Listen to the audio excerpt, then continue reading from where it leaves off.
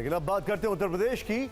UP में BJP के साथ उसकी सहयोगी पार्टी अपना दल एस का प्रदर्शन भी निराशाजनक रहा।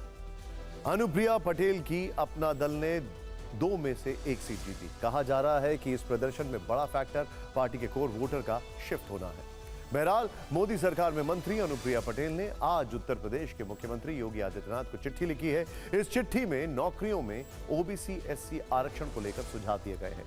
कहा गया है कि जिन नौकरियों में चयन इंटरव्यू के आधार पर होता है उसमें ओबीसी एससी कोटे की नौकरी नॉट फाउंड सूटेबल घोषित कर सामान्य वर्ग के उम्मीदवारों की भर्ती न की जाए।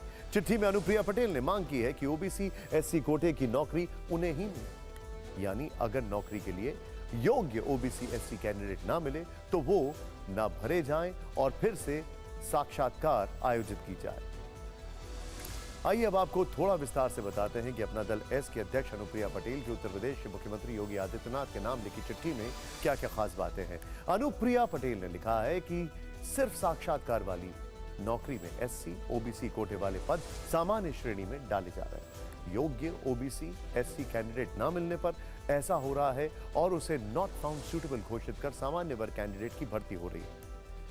इसी तरह सिर्फ इंटरव्यू वाली नियुक्तियों में एससी ओबीसी की अनदेखी हो रही है। कुछ विश्वविद्यालयों में पद अनारक्षित किए जाने की भी खबर है। अनुप्रिया पटेल ने मांग की है कि योग्य उम्मीदवार न मिलने पर पद अनारक्षित न किए जाएं, बल्कि ओबीसी एससी वाली पोस्ट उन्हीं को दी जाए।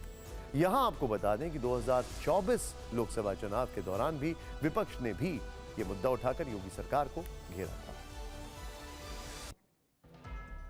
इस लिहाज से देखें तो केंद्रीय मंत्री अनुप्रिया पटेल की चिट्ठी के मायने को समझना जरूरी हो जाता है। मोटे तौर पर जो बात समझ में आती है वो है सरकारी नौकरियों में आरक्षण को लेकर मोदी सरकार की तारीफ, योगी सरकार पर सवाल। लोकसभा चुनाव में ओबीसी वोट खोया तो उसे पाने के लिए लिखी चिट्ठी। 2024 चुनाव में 2 में से 1 सीट गंवाने के बाद परंपरागत वोट बैंक साधने की कोशिश। और अब